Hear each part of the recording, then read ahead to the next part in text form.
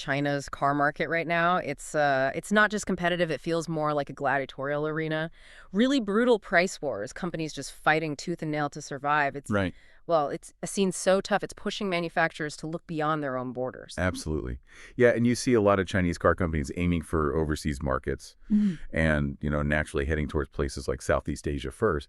But the challenge there is if everyone flocks to the same spot, well, Yeah. you just end up recreating that intense red ocean competition just somewhere else. Exactly. But the stack of sources we've been digging through tells this really fascinating story of one company that seemed to completely buck that trend. They didn't just follow the crowd.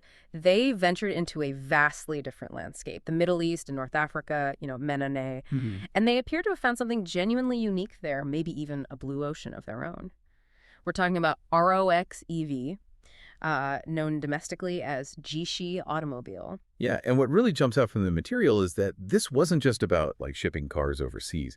Their whole strategy was one of incredibly deep localization. It meant not just understanding the market's needs on, a surface level, Right. but really getting down to the temperature of every grain of sand, as one source Wow. actually put it, really catering to those highly specific local demands and cultural nuances. And according to these articles and research papers we looked at, that tailored approach brought some remarkable benefits, not just for RxEV itself, but also by showing a different model for engagement, within the region. Definitely. So our mission for this deep dive is really to unpack this specific strategy, how ROXEV used deep localization in MENA to, well, escape that domestic crunch, what that actually looked like in the nuts and bolts of the car and their operations.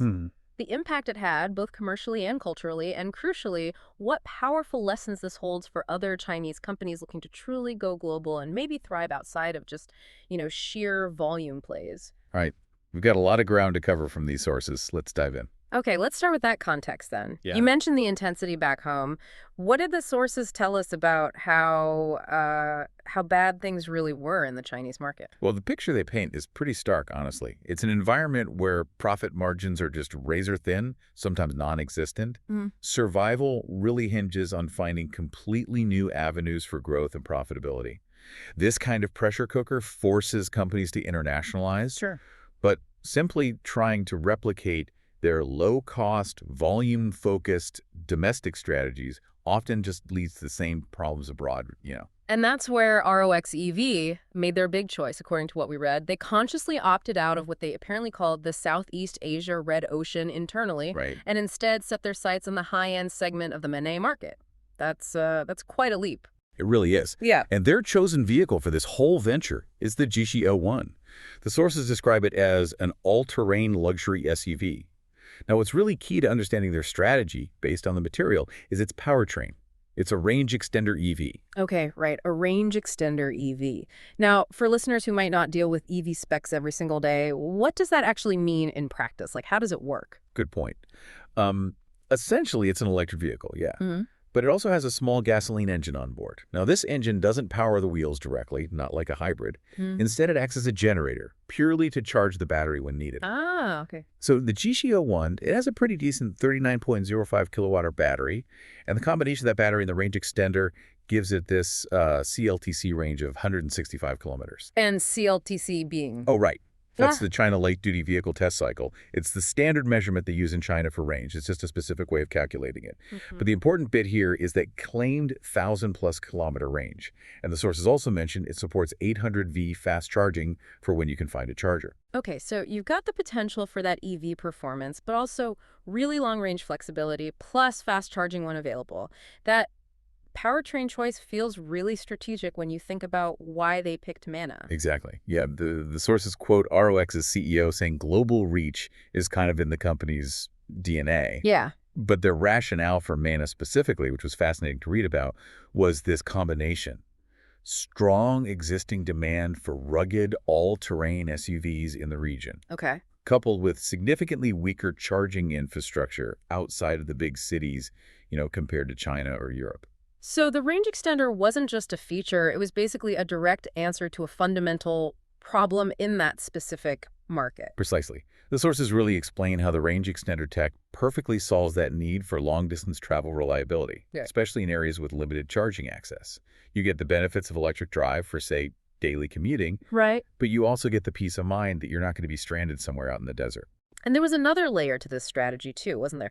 Something the sources mentioned, their CSO, talking about this technology substitution idea. Yes, this is a really critical insight from the sources.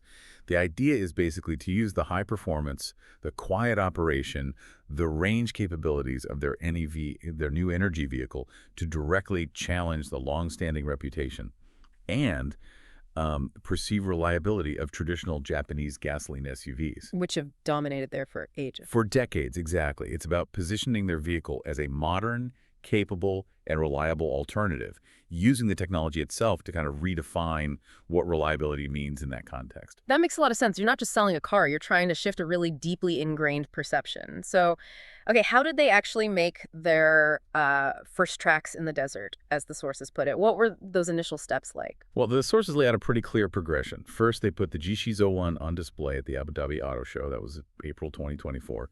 And right away, they led with the vehicle's core strength for that market, its endurance, its long range. But the moment that really seemed to grab attention, based on the reports we read, that came in June 2024. Yes. Huh. That's when the Dubai police actually purchased G-Shiz 01s for their patrol fleet. The sources really emphasize the significance of this. It was apparently the first time a Chinese NEV SUV had ever been adopted by law enforcement in the MENA region. Wow.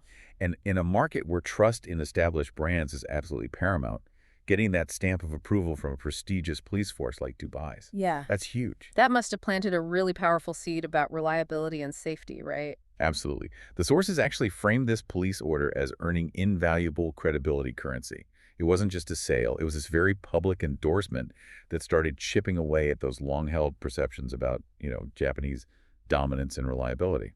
And they followed this up pretty quickly by locking in key partnerships, didn't they? Like signing an exclusive agent agreement with Futures Trans Motors in the UAE in July 2024. Yes, establishing those strong local distribution and service partners is just non-negotiable in this region, really. And the sources also noted they even managed to get a meeting with a Nihine prince, a key royal figure there. Ah, okay. And that kind of engagement helps build those crucial political and business relationships at the very highest levels. They also secured a partnership in Qatar with Sky Motors. So these steps were all about building that essential network, that trust layer. Now, building trust wasn't just about those initial appearances and partnerships. This is where the sources really drill down into the deep localization aspect, understanding every grain of sand. They talk about adapting the car itself in incredibly specific ways. Yeah, this is where the commitment to the market really shines through, and it's far beyond just, minor cosmetic changes. The sources detail some pretty significant hardware adjustments needed for the extreme conditions. We're talking about a double power AC compressor, essentially, a much, much stronger air conditioning system. Which you definitely need. Oh, yeah, and strengthened cooling systems, specifically for the electric drive components. These were engineered explicitly to handle the brutal heat and the constant threat of sandstorms. So it wasn't just about comfort, it was fundamentally about making sure the core technology didn't fail in that really harsh environment. Precisely.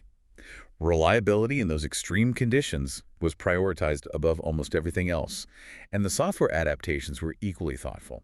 They developed an Arabic voice control system, naturally.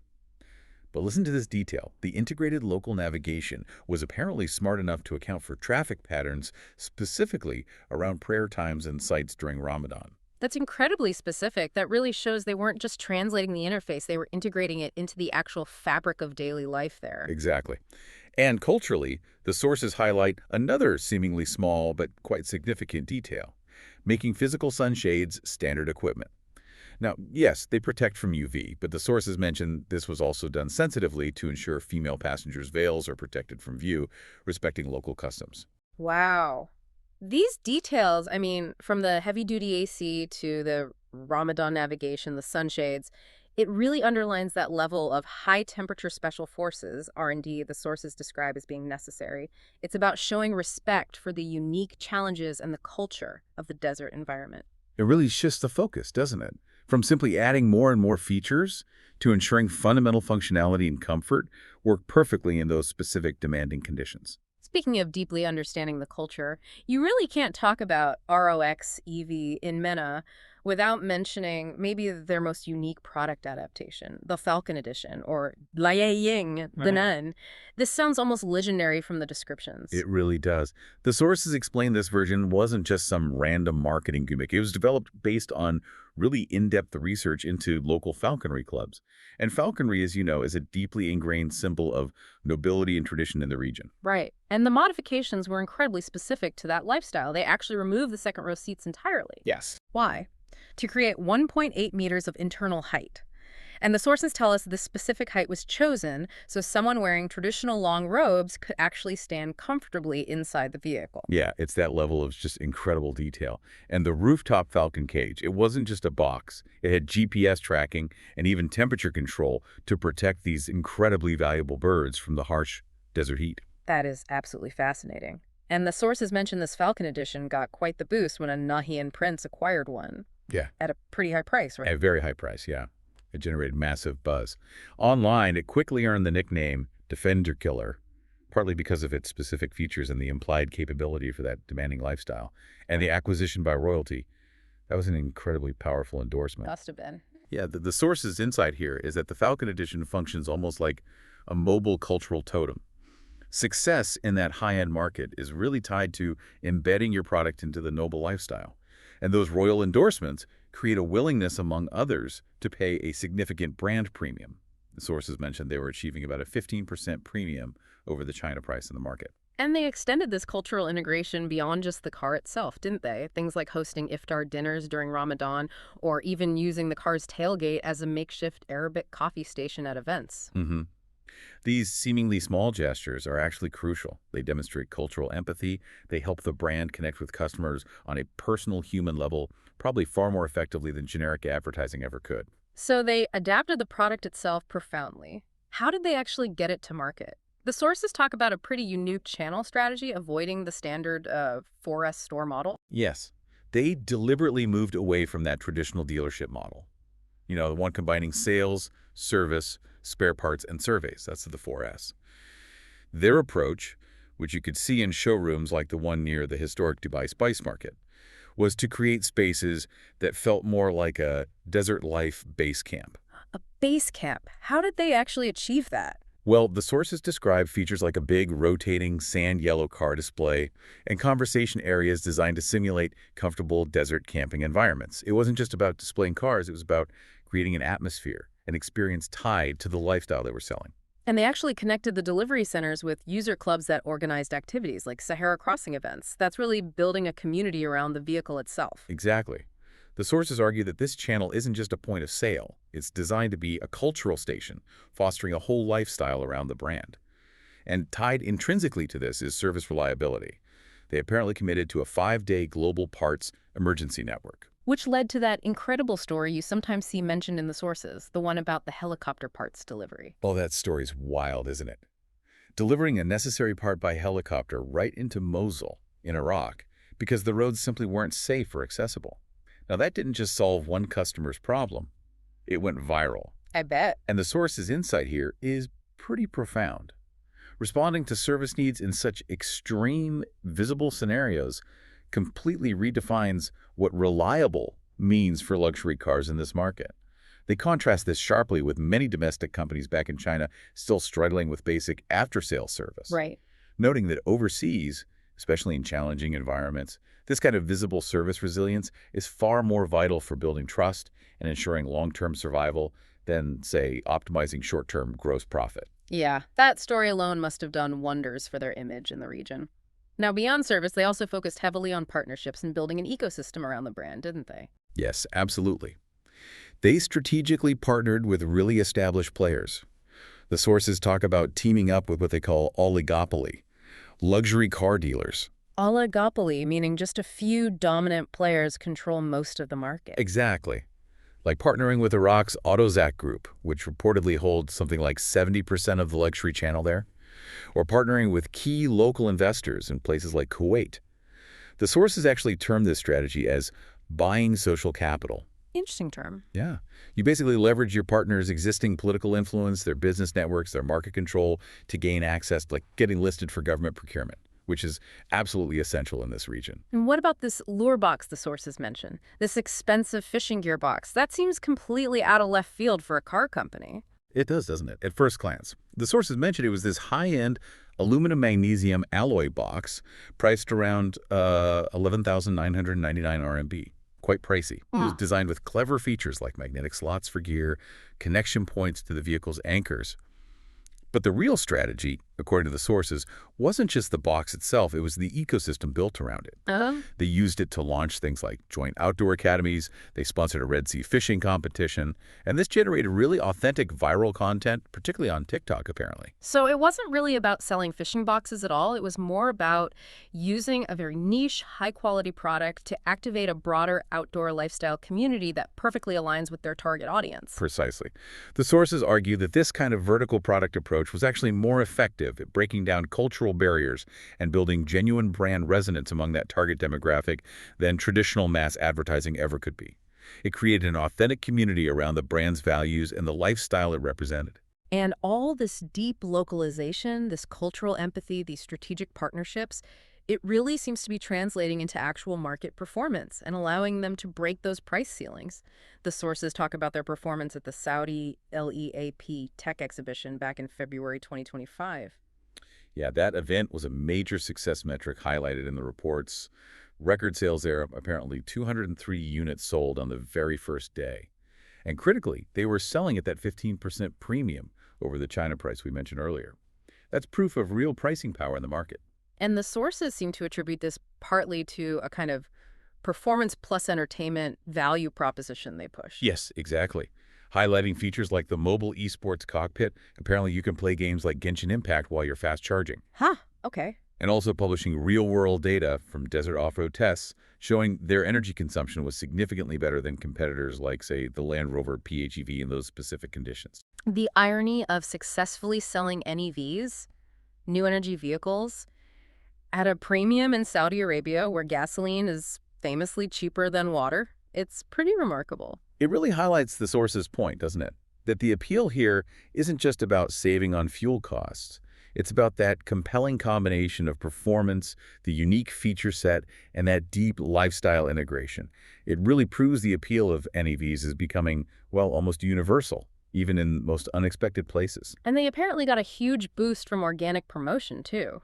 The sources mention local white-robed influencers and even young members of royal families spontaneously promoting the car. Yeah. Sharing videos of its maneuverability, climbing dunes in the desert and things like that. That's the ultimate validation in the high-end market, isn't it? When the brand becomes a genuine symbol of social status and gets promoted authentically by influential local figures, you know you've truly arrived. So looking back at this whole journey described in the sources, what are the key milestones and maybe the broader lessons for other companies looking at this? Well, the success metrics shared in the sources are pretty compelling. Global deliveries exceeding 10,000 units by April 2025, with over 60% of those coming from MENA and Central Asia. They secured really high-profile orders, including Saudi Arabia acquiring 20 of those Falcon editions specifically as national gifts. Wow. Okay. Yeah. Additional police orders followed, with high officer satisfaction reported like 86%. And they achieved a notable 5% market share among Saudi elite families in just about 6 months of being in the market. That's fast. And the sources really underscore this success by contrasting it with the struggles and, frankly, failures of many other Chinese brands still fighting it out domestically. While others are contracting or even failing, ROX is expanding profitably. And crucially, the sources point out that ROX EV actually achieved positive gross profit in 2024.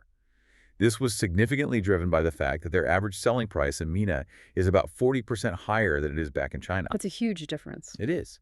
And it shifts the whole focus of survival. As the sources put it, survival now depends more on global pricing power, not just sheer production scale. And the core achievement for them in the bigger picture.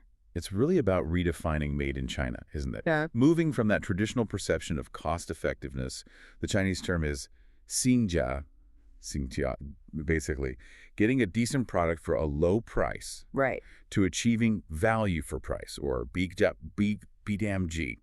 That's about convincing people to pay a premium because the product offers unique value, superior performance, and that deep cultural resonance. They achieve this through really deep differentiation in these culturally sensitive markets. The sources seem to summarize their keys to success pretty neatly as cultural empathy, scenario innovation, and ecosystem adaptation. Exactly, and they're clearly not stopping there. The sources mention recent developments from the MIT Summit in May 2025. That's China's Ministry of Industry and Information Technology, a huge player in industrial policy. ROX announced a partnership with W Motors. The supercar maker. That's the one, based in Dubai, for local production and assembly in the UAE, showing a real long-term commitment to the region. They also partnered with a company called Enercap for advanced supercapacitor technology, which will apparently be designed and manufactured locally in the UAE too, further integrating into the local industrial goals. These moves really reinforce their dedication and align with the UAE's own ambitions.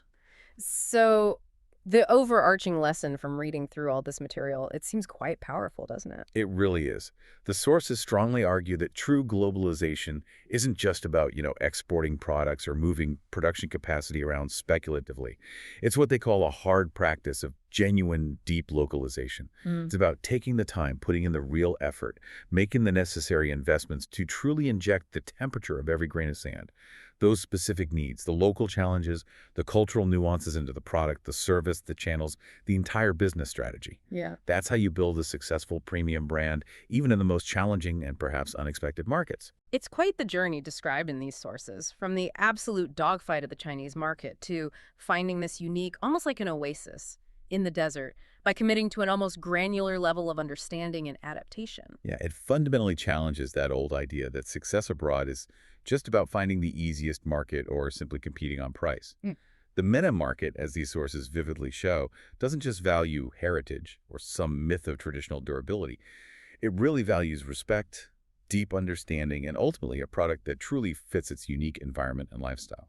So as you think about ROX EV's success story out there in the desert, built not on sheer volume, but on this deep cultural empathy and extreme localization, what does this imply for you or maybe for your company when you're considering going global or even just entering any new unfamiliar market? It suggests success isn't just about scale, it's about deeply understanding and truly catering to the local context, right down maybe to every single grain of sand. Something to mull over until our next deep dive.